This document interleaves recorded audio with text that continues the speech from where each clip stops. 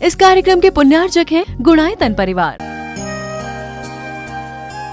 गुणायतन परिवार द्वारा भोपाल में बड़ी सार्थक पहल की गई है, जिसमें बच्चों को संस्कार युक्त और गुणवत्तापूर्ण शिक्षा देने का मौका मिल रहा है। ये बच्चों की व्यवस्था की गई है, जिसमें 6वीं 7वीं के बच्चे इस साल लिए जाएंगे और 11वीं 12वीं और सीए फाउंडेशन के बच्चों को यहाँ रखा जाएगा। ये मेधावी छात्रों को प्रावीण्य के आधार पर उसे प्रविष्टि मिलेगी। पूरे देश भर से प्रविष्टियाँ आएगी। प्रत्येक कक्षा में मात्र 30-30 बच्चों का ही चयन होगा और चयनित बच्चे वे होंगे जो अपनी प्रतिभा के बल पर चुने जाएंगे और उनको एक प्रकार की स्कॉलरशिप दी जाएगी। ये छात्रवृत्ति के तहत पढ़ेंगे। गुणायतन के समाज कल्याण की दिशा में एक बहुत अच्छी पहल है और ये सार्थक पहल है। इसकी शुरुआत भोपाल से हो रही है। ये भोपाल वालों के लिए बहुत गौरव का विषय है। इसके लिए गुणायतन के साथ विद्यासागर इंस्टीट्यूट और सेज और एपीटी, इन तीनों को भी मैं बहुत बहुत आशीर्वाद देता हूँ।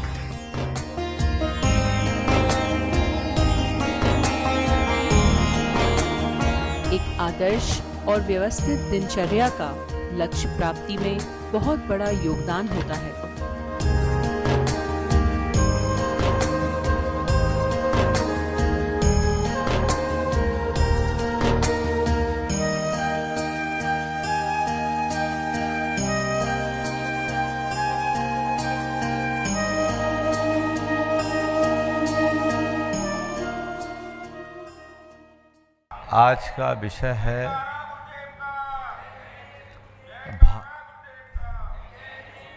आज का विषय है भावना योग का वैज्ञानिक प्रभाव। इस पुस्तक में इसकी विशद विवेचना है,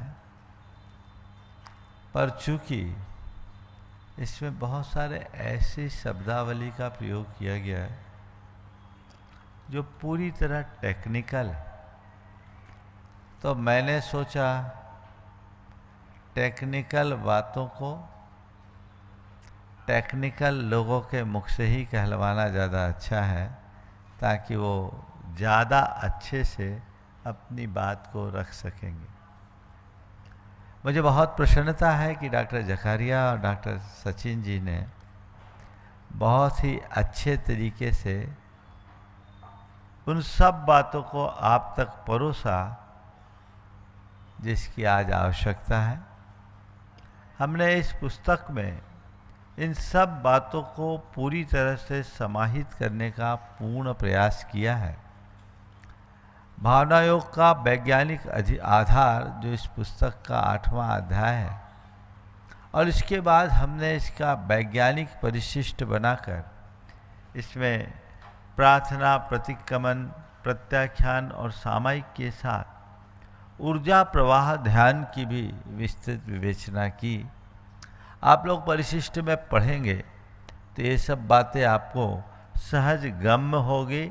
आप इसे अच्छे तरीके से न केवल जान पाएंगे अपितु समझकर गहराई से अपने हृदय में उतारने में भी समर्थ हो पाएंगे।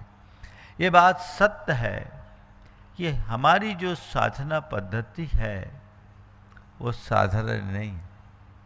हमारी साधना पद्धति असाधारण पद्धति है। मैं इसलिए विज्ञान की बात नहीं करता कि विज्ञान मानता इसलिए सही है। साधना पर विज्ञान की मुहर की कोई ज़रूरत नहीं है। लेकिन जब कोई बात तर्क की कसौटी पर उतरने लगती है, तर्क की कसौटी पर पूरी तरह खरी उतरती है, तो हमारे विश्वास को और अधिक प्रगाढ़ और अनुभवजन्य बनाकर हमारे जीवन को रूपांतरित करती है। बहुत सारे लोग हैं जिनकी धारणा विज्ञान से ज़्यादा जुड़ी है। वो अपने आप को विज्ञान के निकट से जोड़ते हैं और विज्ञान की बातें उन्हें जल्दी समझ में आती हैं। बंधुओं, विज्ञान में और धर्म में एक बड़ी समानता है और दोनों में एक मौलिक अंतर भी है। समानता ये है कि दोनों तथ्य की ओर ले जाते हैं, लेकिन अंतर ये है कि विज्ञान केवल बाह्य जगत की बात करता है और धर्म और अध्यात्म अंतर जगत की बात करता है। विज्ञान की निष्पत्तियाँ प्रयोग के आधार पर होती हैं, तो धर्म की अवधारणा अनुभव के आधार पर होती है।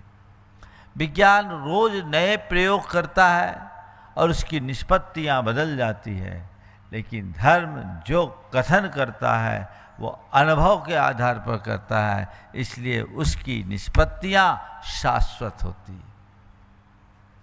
अनुभव प्रयोग से ऊपर की अवस्था है। गुड़ खाने से मुंह मीठा होता है, हमारा आपका सबका अनुभव है, इसमें कोई संशय है क्या? अब गुड़ खाएगा तो मुंह मीठा होगा। धर्म कहता है गुड़ खाने का आनंद लो, मिठास का अनुभव करो और ज़्यादा पड़ताल में मत पड़ो। लेकिन विज्ञान कहेगा कि मुंह मीठा हो रहा है तो क्यों हो रहा है, मुंह मीठा हो रहा है तो क्यों हो रहा है, इस गुड़ में ये तत्व है, ये तत्व है, ये तत्व है, ये तत्व है, इतने सारे तत्व है, इसलिए मीठा हो रहा है। तो कुछ लोग हैं जो केवल गुड़ खाने का आनंद लेते हैं और कुछ लोग हैं जो गुड़ खाना बाद में पसंद करते हैं, गुड़ का पोस्टमार्टम पहले करना चाहते हैं, उसका एनालिसिस पहले करेंगे। ऐसे लोग विज्ञानी हैं। बाह्य जगत के क्षेत्र में अपना करो, लेकिन अंतर जगत के क्षेत्र में तो जो भी निष्पत्तियां हैं और धारणाएं हैं वो अनुभवजन्य है और अनुभव अकाट्य होता है। हमें एक कहावत है, आम खाने का आनंद लो, पेड़ क्यों गिनते हो? पेड़ गिनने की कोई ज़रूरत नहीं है, आम खाने का आनंद लेना चाहिए। तो हम आम खाने का आनंद लें, लेकिन फिर भी अगर किसी को पेड़ भी गिनना है ना, तो हम पेड़ भी गिनवाने को तैयार हैं। और इसी भाव से कि जो लोग विज्ञान के विद्यार्थी हैं, जिनका विज्ञान में अधिक विश्वास है, वो विज्ञान की भाषा में बात कर ले। हमारे शास्त्रों में सब बातें हैं। मॉडर्न साइंस विज्ञान है, वो पदार्थ विज्ञान की बात करता है, और हमारा धर्म भी विज्ञान है, वो बीतराग विज्ञान की बात करता है। पदार्थ का विज्ञान बहिर्जगत की यात्रा करता है और बीतराग विज्ञान अंतर जगत का साक्षात्कार कराता है। बहिर्जगत की यात्रा में कदाचित भटकाव हो सकता है, लेकिन अंतर जगत के साक्षात्कार में सारा भटकाव समाप्त हो जाता है। हमारा उद्देश्य वही है, हमारी आवश्यकता, हमारी मूलभूत भावना है कि हम विज्ञान के मूलभूत रहस्यों से अपने धर्म की बातों को थोड़ा रखें, पर हमारा पहला उद्देश्य धर्म की बातों को रखने का होना चाहिए। हमने भावना योग को जब डिजाइन किया,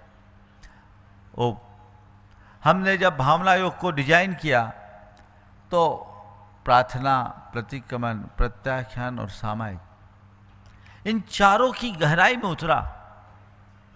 और मेरा स्वभाव प्रयोग धर्म है। मैं साधना को करता हूँ तो उसका बहुत लंबा सुदीर्घ अभ्यास भी करता, और उससे जो अनुभव आता उसे अपने निष्कर्ष के रूप में आप लोगों तक परोसता हूँ। भावना योग के संदर्भ में मैंने बहुत अंतर्मंथन किया, चिंतन किया, विचार किया, तो मुझे लगा कि ये 4 चरण ऐसे मजबूत स्तंभ बन सकते हैं जो हमारे उद्देश्य की पूर्ति में सहायक बनकर सारे जगत के परिवर्तन का आधार बन सकते हैं।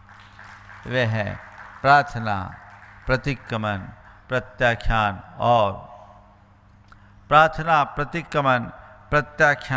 और आपकी जाकर के सामायिक। जब मैंने इसमें देखा, मैंने कुछ पढ़ा, बहुत सारी सामग्री मुझे लोगों से मिली, डॉक्टर साहब ने भी कुछ पुस्तकें दी, मैंने उनमें से कुछ चीज़ें, चूँकि मैं विज्ञान का विद्यार्थी नहीं हूँ, लेकिन विज्ञान में रुचि जरूर रखता हूँ और चीज़ों को मैं समझता हूँ, समझने की कोशिश भी करता हूँ।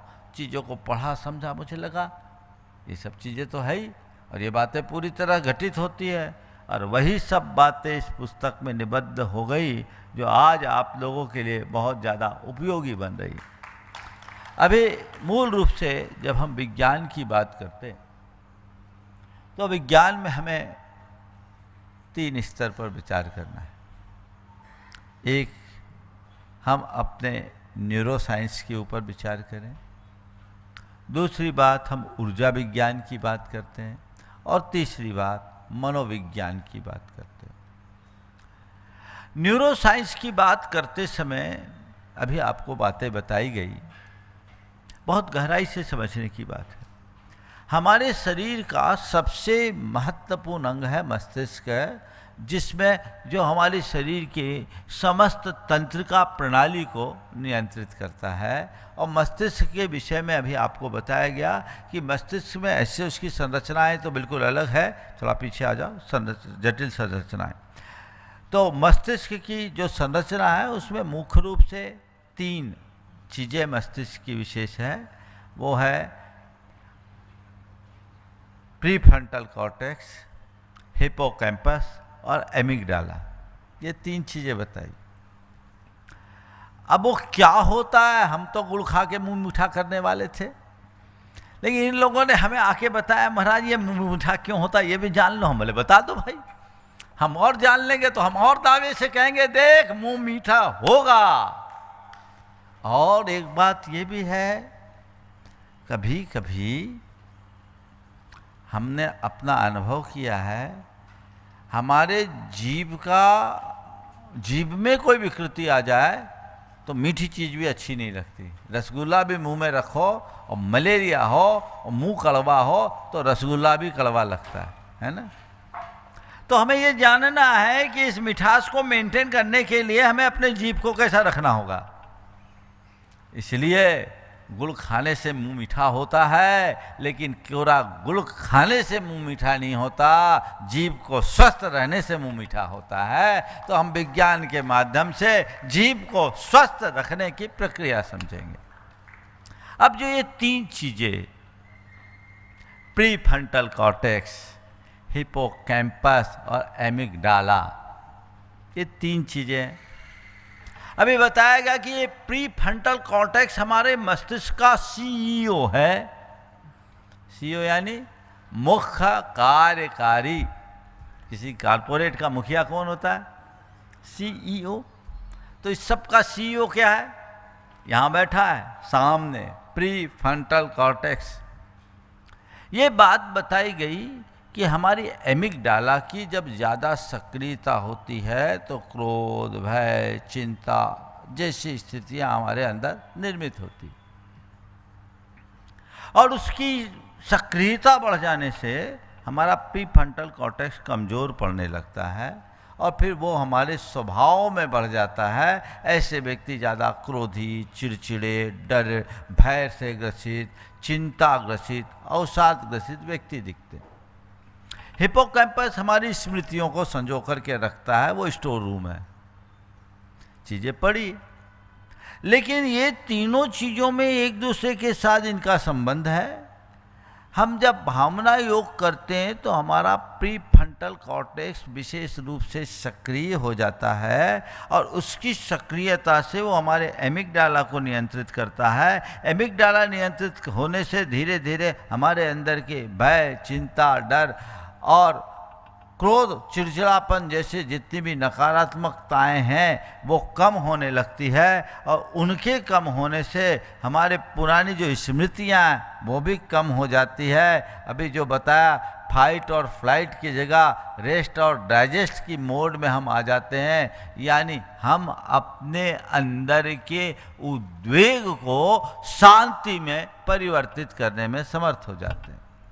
इसमें हमारी प्रार्थना, हमारे द्वारा किया जाने वाला प्रतिक्रमण, प्रत्याख्यान और सामायिक की जो प्रक्रिया है, इसमें एक शब्द आया न्यूरल पाथवे। न्यूरल पाथवे का मतलब एक ही है, एक रास्ता बन जाता है। जैसे कोई अनजान डगर पर लोग चलना शुरू करते हैं, थोड़े दिन चलते हैं,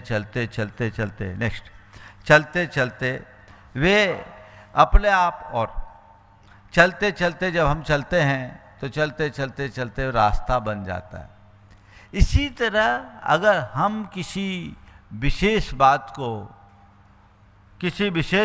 को बार बार दोहराते हैं, बार बार दोहराते हैं, तो हमारे मस्तिष्क में एक न्यूरल पाथवे बन जाता है, ऐसा ये लोग कहते हैं, है ना। बार बार दोहराने से न्यूरल पाथवे बन गया, यानी अब वो रास्ता बन गया। आपने देखा है, पानी कहीं से एक बार बहाओ, 2-4 बार पानी बहेगा तो जब भी पानी ढोलो पानी उसी रास्ते से जाएगा। ये एक पाथवे है। ऐसे ही हमारे मस्तिष्क में हम जैसी धारा बना देते हैं, फिर मस्तिष्क उसी धारा में काम करना शुरू हो जाता है। हम अभी क्रोध से, काम से, लोभ से, मोह से ग्रसित हैं। हमारा एमिगडाला उसको एक्टिवेट कर रहा है।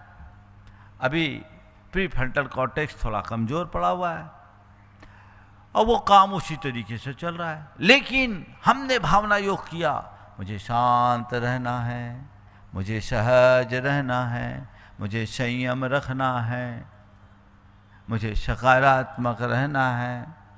तो ये बातें बार बार दोहराने से जब हमारा मस्तिष्क प्रशिक्षित हो जाता है, तो फिर प्रीफ्रंटल कॉर्टेक्स आपके एमिगडाला के संस्कार को कम करना शुरू कर देता है। और एमिगडाला से अगर क्रोध के उभार आने को होंगे तो ये कहेगा, अरे मुझे शांत रहना है, कंट्रोल कर देगा। हमारा सीओ सक्रिय होगा तो कारोबार अपने आप अच्छा होगा। प्रीफ्रंटल कॉर्टेक्स को हमने नियंत्रित कर लिया, मस्तिष्क अपने आप सहज, शांत और संतुलित हो जाएगा। ये इसका मूल जड़ है, आधार है, विज्ञान है। और फिर धीरे धीरे हिप्पोकैम्पस में भी पुरानी स्मृतियां खत्म हो जाती, नई स्मृतियां आती। तो ये न्यूरो साइंटिस्ट इफेक्ट है। न्यूरो साइंस के हिसाब से हम इसे ऐसे देख सकते हैं। दूसरी बात और भी है, अगर हम शरीर विज्ञान की दृष्टि से और विचार करें तो हमारी भावनाओं का संबंध हमारे शरीर के अंतःस्रावी ग्रंथियों से है। और जैसे हमारी भावना होती है, हमारे शरीर में वैसी ग्रंथियों का स्राव होने लगता, अच्छे बुरे हार्मोन सक्रिय होते हैं। और वो जो सारे शरीर में वैसे स्राव आते हैं, उन स्राव को स्लाइड रहने दो, हम ही ठीक है। आप लोग समझ में आ रहे हैं, स्लाइड्स की ज़रूरत नहीं है, ठीक है। तैयारियां तो इनकी बहुत है, लेकिन मैं समझता हूँ मेरे साइड देखोगे तो ज़्यादा अच्छे से समझ पाओगे। तो हमारे शरीर में अंतःस्रावी ग्रंथियों का स्राव होता है। अच्छी भावनाओं से अच्छे रसायन सक्रिय होते हैं, बुरी भावनाओं से बुरे रसायन। तो इसका असर क्या होता है, वैज्ञानिक कहते हैं कि ये हमारे इम्यून सिस्टम को प्रभावित करता है। भावना योग करने से हमारी इम्यूनिटी बढ़ जाती है, रोग प्रतिरोधक क्षमता बढ़ जाती है, न्यूरोट्रांसमिशंस चेंज हो जाते हैं, हमारे स्वास्थ्य का आधार बनता है। अगले अध्याय में भावना योग और शारीरिक स्वास्थ्य, भावना योग और मानसिक स्वास्थ्य और भावना योग और चैतसिक स्वास्थ्य में मैंने इन सब बातों को सब प्रमाण प्रस्तुत किया है कि कैसे हम शरीर मन की चिकित्सा भावना योग के द्वारा कर सकते हैं। और मैं आपको बताना चाहूँगा, कोविड के दौर में बहुत लोगों के अनुभव आए जिनने भावना योग किया तो उनका बहुत बड़ा लाभ हुआ। आज वो सुरक्षित मानते हैं। यद्यपि मैं मानता हूँ जब मेडिकल की चिकित्सा भी नहीं बचा पाई तो हर किसी को भावना योग बचाने की गारंटी नहीं ले सकता। एक बार किसी ने कहा हमसे कि महाराज इतनी शांति धाराएं करी, इतनी भावना योग किए, फिर भी मरने वाला मर गया तो इनको करने की जरूरत क्या है? तो हमने कहा इतना इलाज करने के बाद भी मर गए तो अस्पताल खोलने की जरूरत क्या है? अरे मरने वाला मरा है, बीमारी से मरा और भी उसके कारण है, और उसकी आयु अमर कौन बनकर आया? लेकिन चिकित्सा तो जो हमारे हाथ में, हमें वही करना चाहिए। जैसे दवाइयाँ काम न करने के बाद भी आप दवाई खाना बंद नहीं करते बल्कि डोज बढ़ाते हैं, वैसी प्रार्थना, पूजा और आराधना करने के बाद भी यदि उसका पूर्ण लाभ न दिखे तो उसे बंद करने की जगह उसकी सक्रियता बढ़ाने का प्रयत्न करना चाहिए। उसे बढ़ाइए, जो जीवन को शिखर तक पहुंचाएगा, जीवन को आगे बढ़ाने में समर्थ बनेगा। तो हमें उस दिशा में सोचना चाहिए। तो ये हमारे शारीरिक स्तर को, शारीरिक स्वास्थ्य को ठीक करने का आधार है और इसका पुष्ट वैज्ञानिक आधार है। ये कोई कपोल कल्पित बातें नहीं है, यह अनुभव सिद्ध प्रयोग है और विज्ञान ने उस पर अपनी मुहर लगा दी है। अब दूसरी बात, ऊर्जा विज्ञान।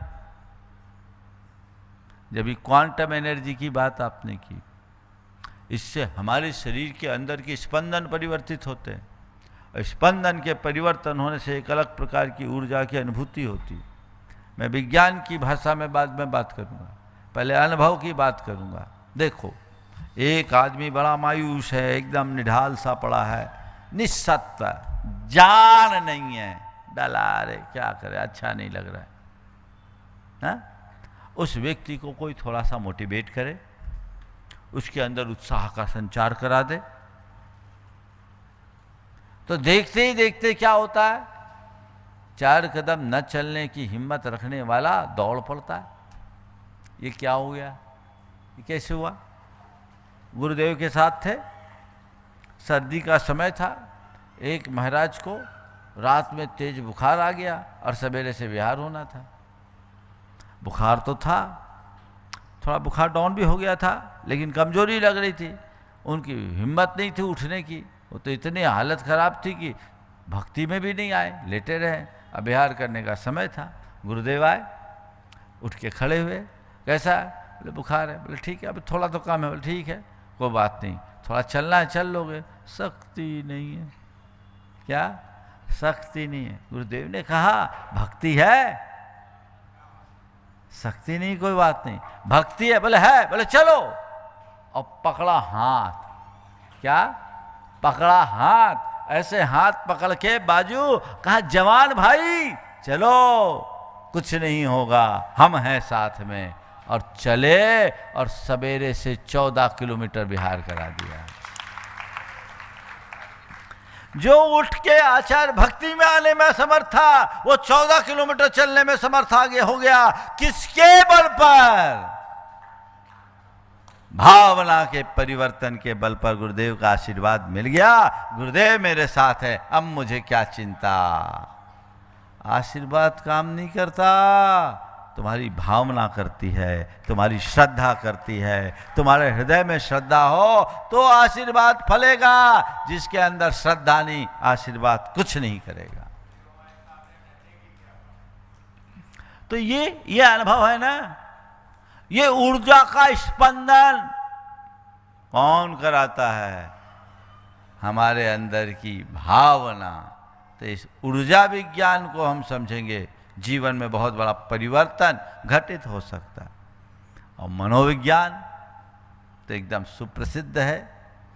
मनोविज्ञान कहता है कि हमारे शरीर की अंतःस्रावी ग्रंथियाँ हमारी भावनाओं से नियंत्रित और संचालित होती है, और जो हमारी भावनाएं होती है वैसी ग्रंथियों में स्राव होता है। ग्रंथियों का जैसा स्राव होता है वैसा मनोभाव होता है। ये दोनों एक दूसरे के साथ जुड़े हैं। इसलिए अच्छी भावना भाने से हम अच्छे रसायनों का स्राव करेंगे। हमारे अंदर अभी जैसे कहा गया डोपामाइन और एड्रोनिल जैसी रसायनों का स्राव होता है।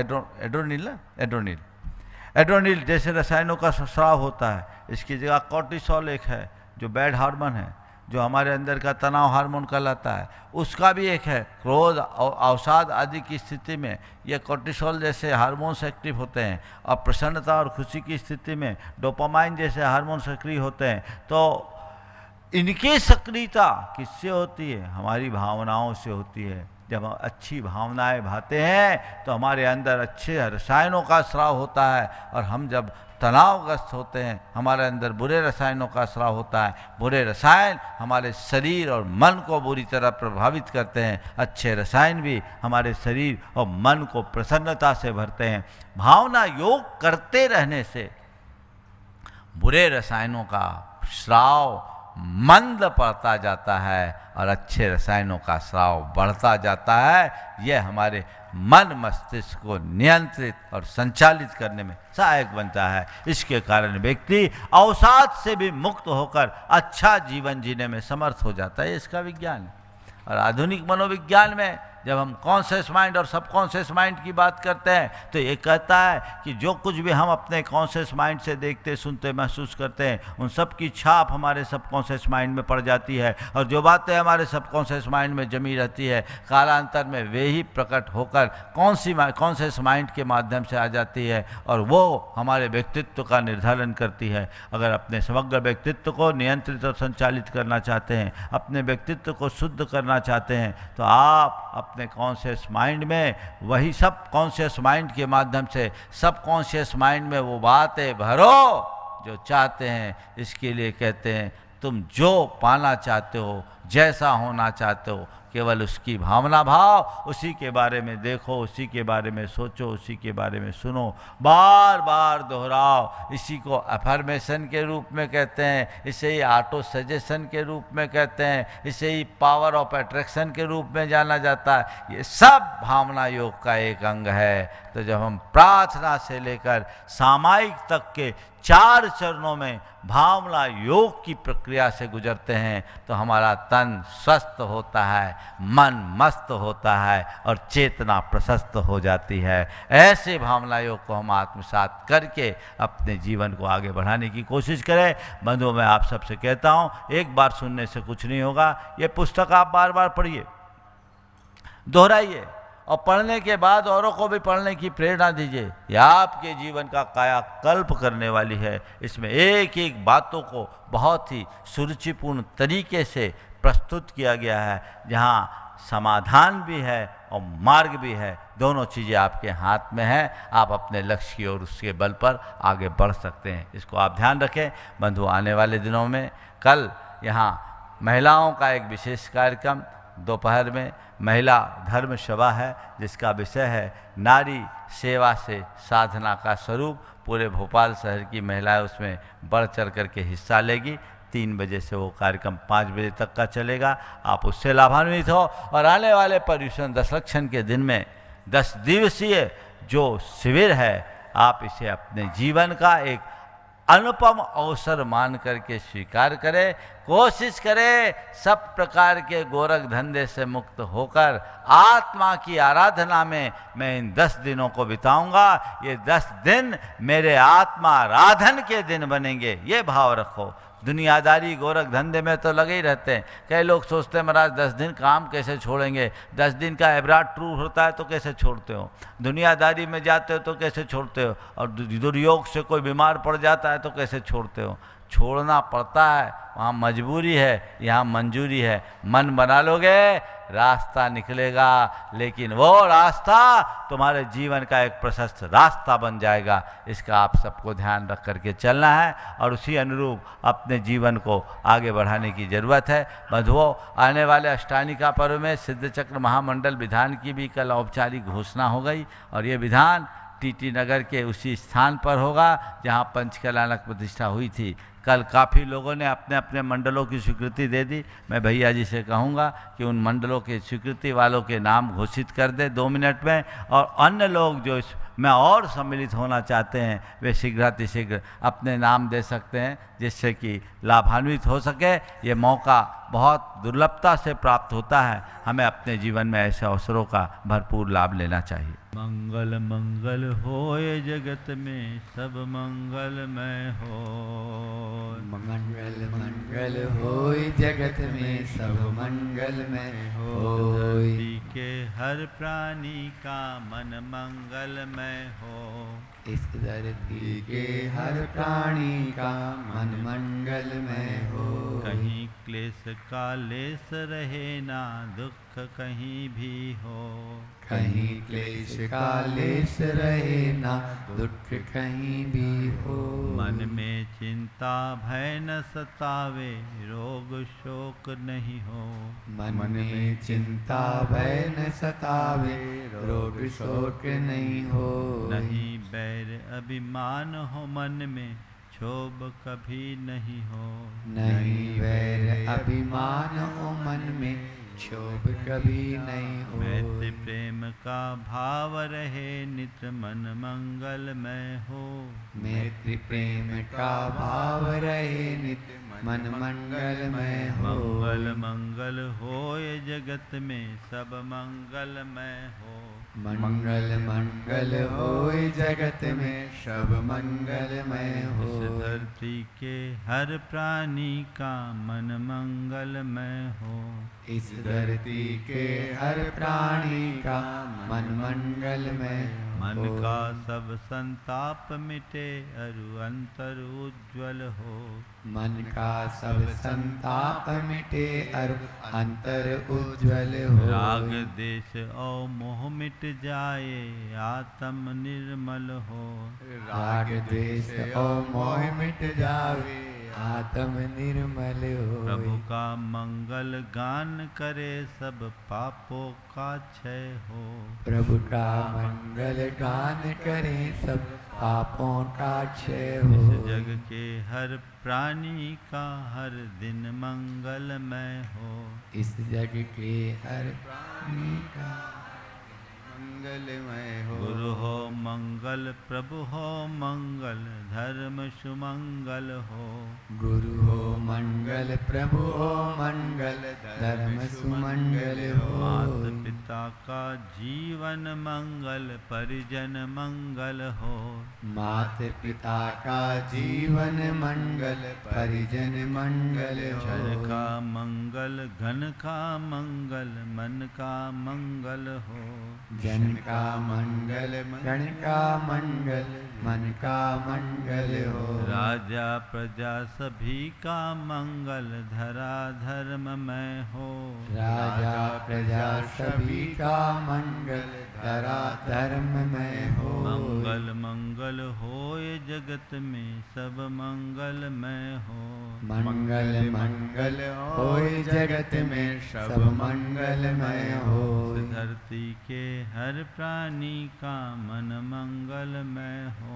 इस धरती के हर प्राणी का मन मंगलमय हो। मंगलमय हो प्रात हमारा रात सुमंगल हो। मंगलमय हो प्रात हमारा रात सुमंगल हो। जीवन के हर पल हर क्षण की बात सुमंगल हो। जीवन के हर पल हर क्षण की बात सुमंगल हो। घर घर में मंगल छा जावे जन जन मंगल हो। घर घर में मंगल छा जावे जन जन मंगल हो। इस धरती का कण कण पावन ओ मंगलमय हो। इस धरती का कण कण पावन और मंगलमय हो। सब जग में मंगल बढ़े। सब जग में मंगल बढ़े। टले अमंगल भाव। टले अमंगल भाव। है प्रमाण की भावना। है प्रमाण की भावना। सब में हो सद्भाव। सब में हो सद्भाव। मुलायतन परिवार द्वारा भोपाल में बड़ी सार्थक पहल की गई है, जिसमें बच्चों को संस्कार युक्त और गुणवत्तापूर्ण शिक्षा देने का मौका मिल रहा है। ये बच्चों की व्यवस्था की गई है, जिसमें 6वीं 7वीं के बच्चे इस साल लिए जाएंगे और 11वीं 12वीं और सीए फाउंडेशन के बच्चों को यहाँ रखा जाएगा। ये मेधावी छात्रों को प्रावीण्य के आधार पर उसे प्रविष्टि मिलेगी।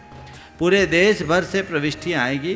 प्रत्येक कक्षा में मात्र 30-30 बच्चों का ही चयन होगा और चयनित बच्चे वे होंगे जो अपनी प्रतिभा के बल पर चुने जाएंगे और उनको एक प्रकार की स्कॉलरशिप दी जाएगी। ये छात्रवृत्ति के तहत पढ़ेंगे।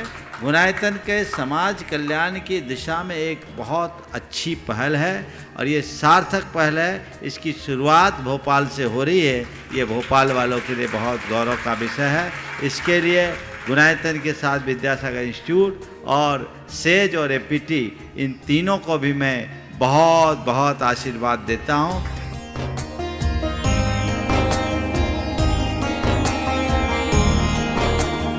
एक आदर्श और व्यवस्थित दिनचर्या का लक्ष्य प्राप्ति में बहुत बड़ा योगदान होता है।